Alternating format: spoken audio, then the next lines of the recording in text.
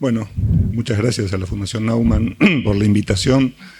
En estos minutos la idea es mía fundamentalmente hacer una aproximación a lo que sería una visión del derecho utilizando las herramientas de la praxeología de la escuela austríaca.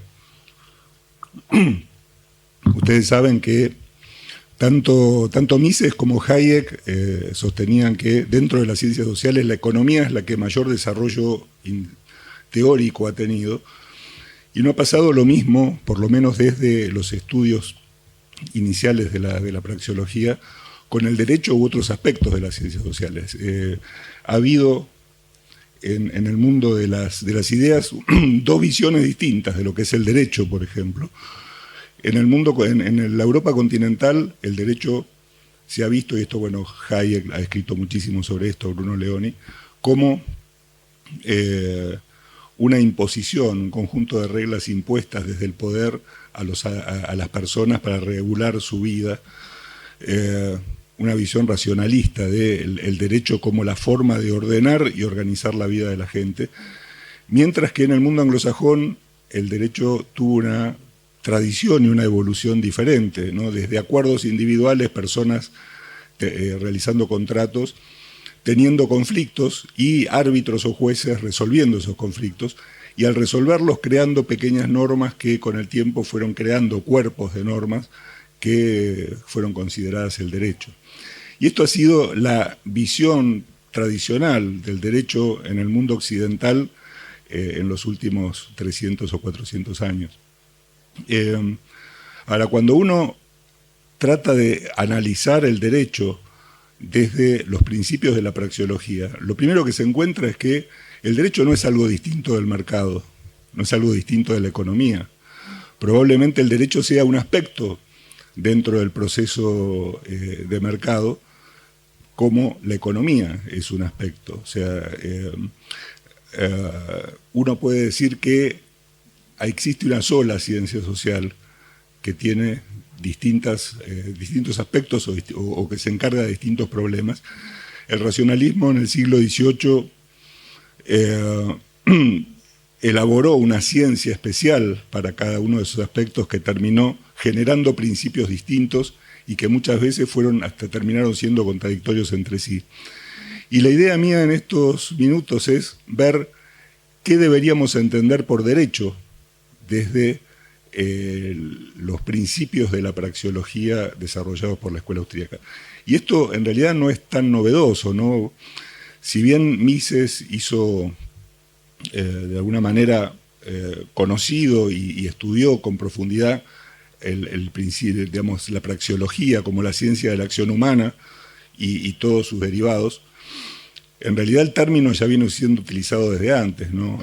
Hay un filósofo, un jurista alemán, Adolf Reinach, que a fines del siglo XIX escribió un libro bastante extenso que tiene el mismo título que esta presentación, Fundamentos Praxeológicos del Derecho, que avanzaba un poco en esta idea, ¿no? Uno podría decir que la praxeología es la ciencia de la acción humana. Y después, bueno, la cataláctica, decía Mises en la economía, analiza la interacción de los individuos. Uno tal vez podría pensar, se me ocurre, en rescatar un concepto tan mal utilizado como el de sociología, para decir que uno podría reutilizar el concepto de sociología como la ciencia de la interacción humana. Y esa interacción humana tiene efectos económicos, jurídicos, institucionales, que permiten estudiar de qué manera las personas interactúan entre sí. Ahora bien, si nos vamos a la praxeología en sí misma, ¿qué nos enseña la praxeología o qué bases nos da para el estudio de la interacción entre los seres humanos? Sabemos, por este importante desarrollo que ha hecho la escuela austríaca y especialmente Mises y Hayek, que, bueno, podemos decir algunas cosas de los individuos que actúan. Podemos decir que las personas actúan en forma voluntaria persiguiendo un propósito individual, siguiendo cursos de acción destinados a un fin, ¿no? Es decir, la acción humana es acción con propósito. El fin es, digamos, distinto para cada uno de nosotros y hasta no necesariamente vamos a alcanzar el fin que buscamos, pero actuamos persiguiendo fines.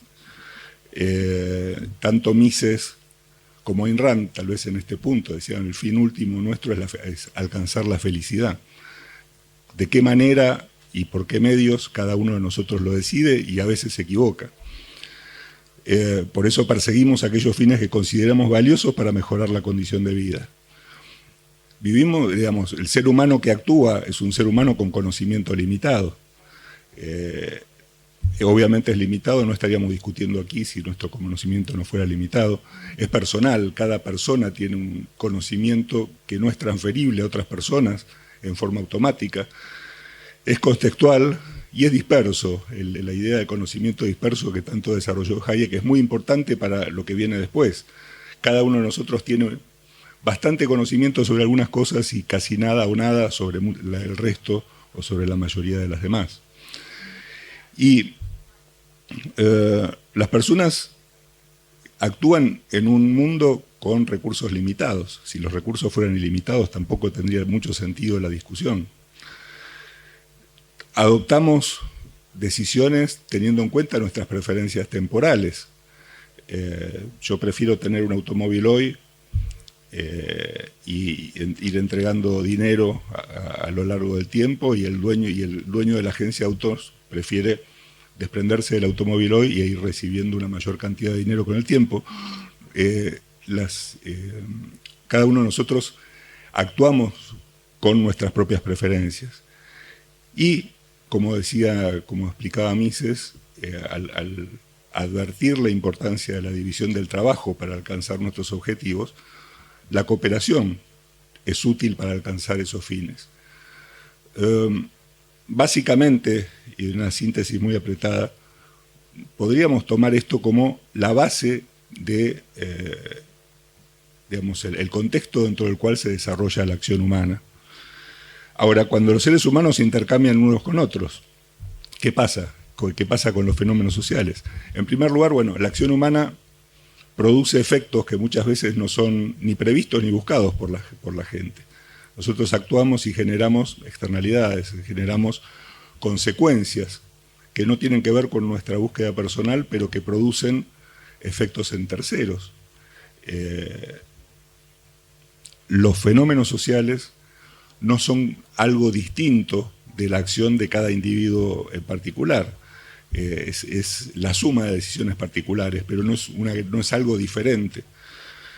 Los fenómenos sociales son fenómenos complejos, y esto es muy importante, ¿no? Porque normalmente uno de los argumentos de los gobiernos para decir que la actividad de las personas tiene que ser regulada, sobre todo cuando se trata de actividades muy complejas o difíciles. Una sola persona no podría regular el mercado del azúcar en un país. En realidad no tienen en cuenta lo que Hayek había explicado también, que precisamente los fenómenos sociales son fenómenos complejos en el sentido de que involucran millones de decisiones de personas que cambian su forma de pensar en forma constante, y por lo tanto ninguna persona en el mundo puede prever y sustituir esas millones de decisiones por la de un organizador. Por lo tanto, Hayek concluye que precisamente cuanto más complejo es un fenómeno, mucho menos puede ser regulado. La sociedad es un proceso dinámico.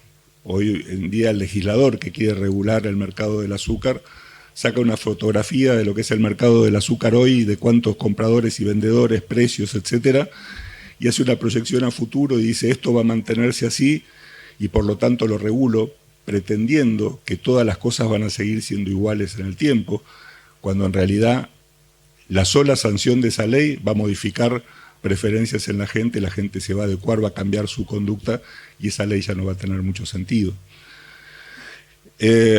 Y por todo esto, bueno, llegamos a lo que ya es conocido desde la economía, ¿no? La sociedad funciona como un orden espontáneo, donde millones de personas toman decisiones, producen externalidades, adecúan su conducta y busca cada uno alcanzar sus fines a través de los medios que considera más adecuados. Ahora, ¿cómo metemos al derecho dentro de esta discusión? ¿No?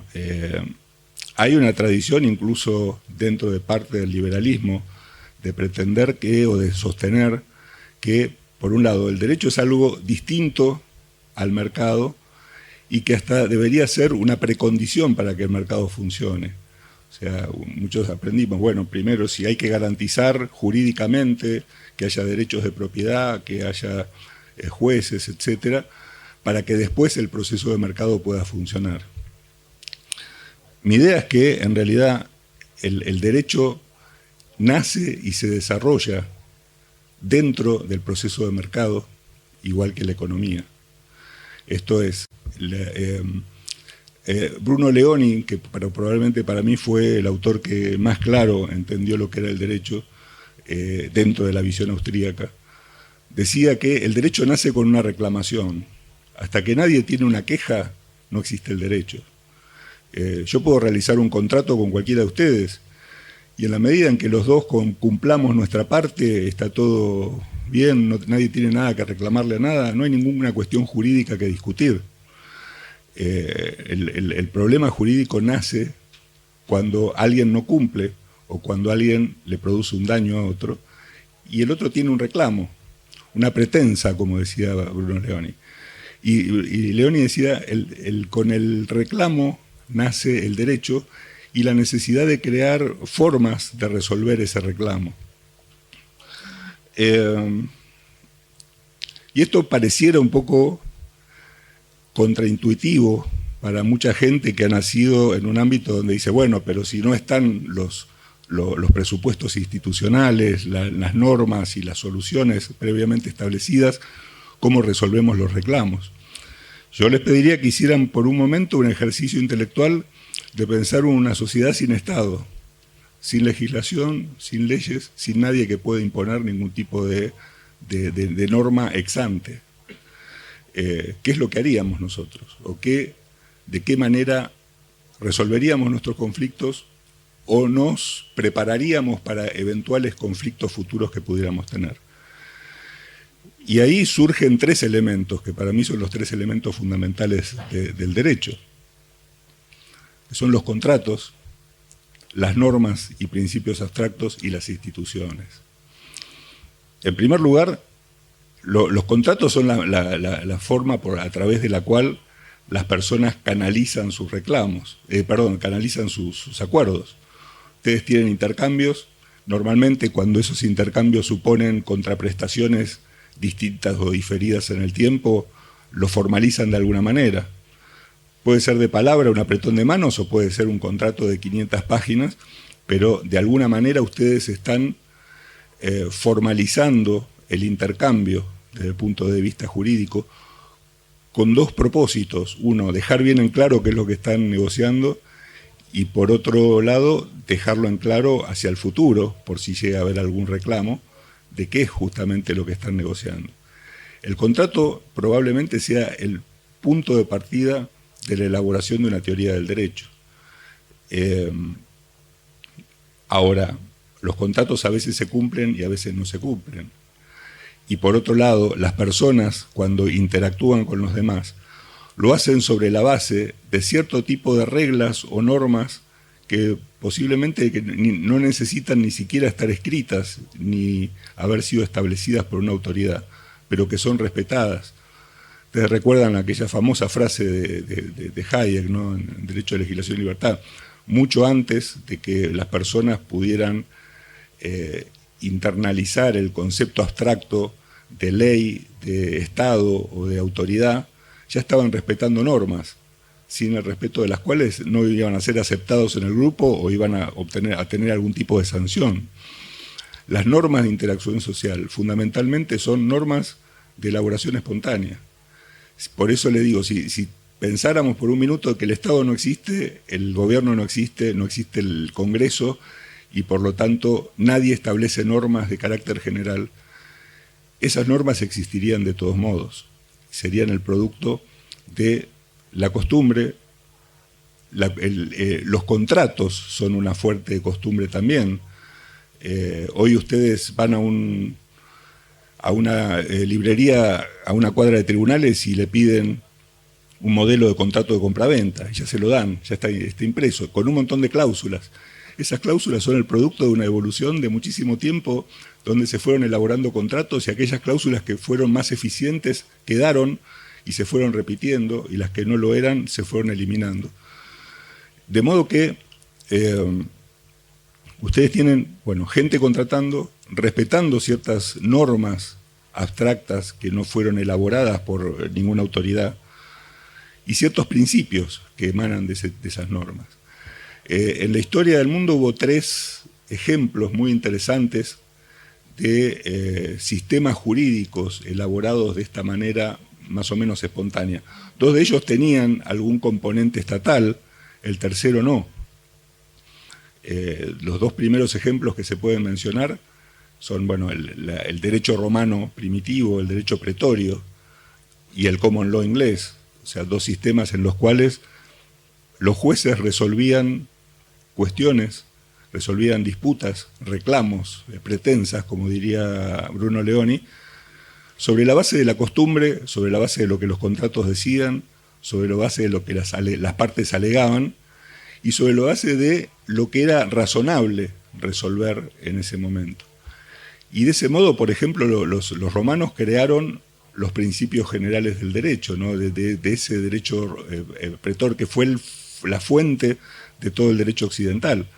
Cuando los estudiantes de abogacía los atormentan estudiando los principios generales del derecho o el derecho romano, en realidad lo que les están haciendo estudiar es el producto de 10 siglos de evolución de jueces que resolvían casos concretos e iban repitiendo ciertas fórmulas que parecían razonables.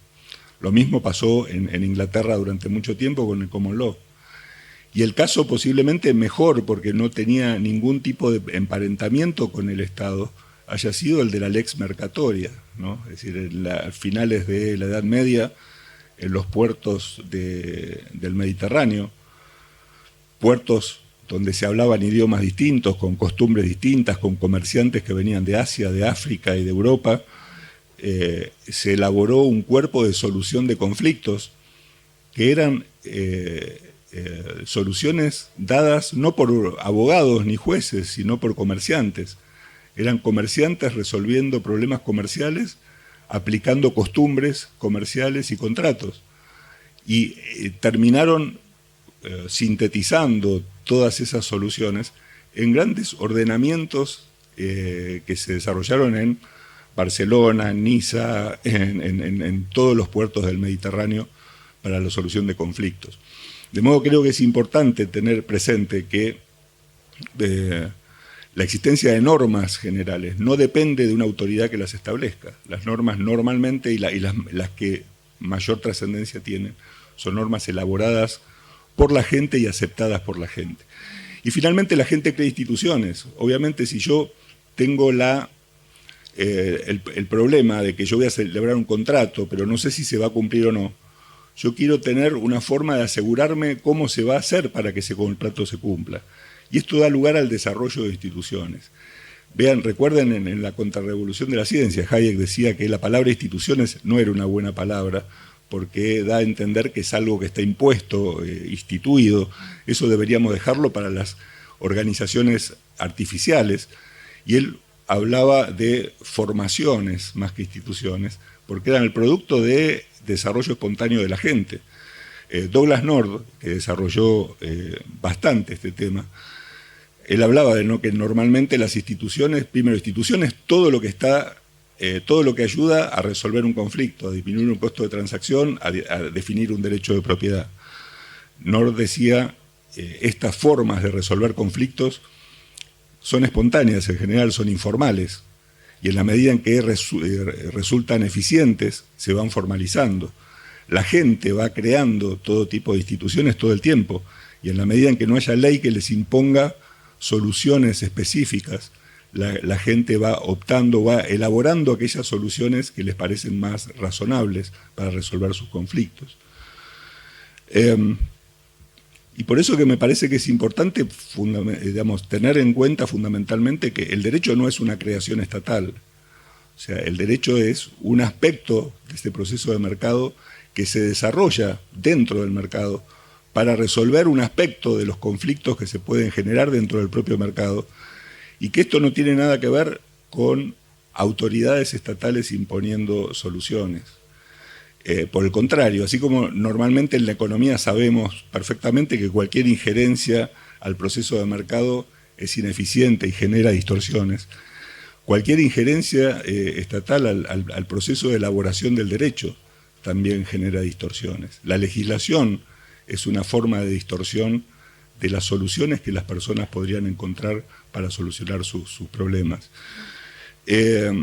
Obviamente que vivimos en un mundo donde hay estados, y en ese contexto uno podría, del mismo modo que la economía tiene capítulos para estudiar cómo minimizar los efectos de la injerencia en el mercado, uno puede también estudiar, no tenemos tiempo para hacerlo aquí, pero formas de minimizar los nocivos efectos de la legislación sobre el derecho.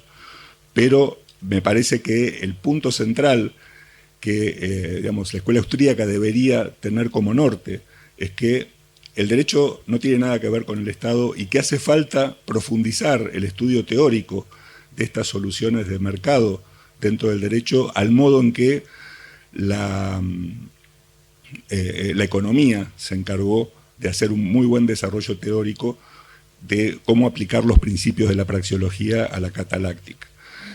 Tenía otros temas más, pero me parece que por ahí algún comentario de ustedes sería muy bueno. Muchas gracias.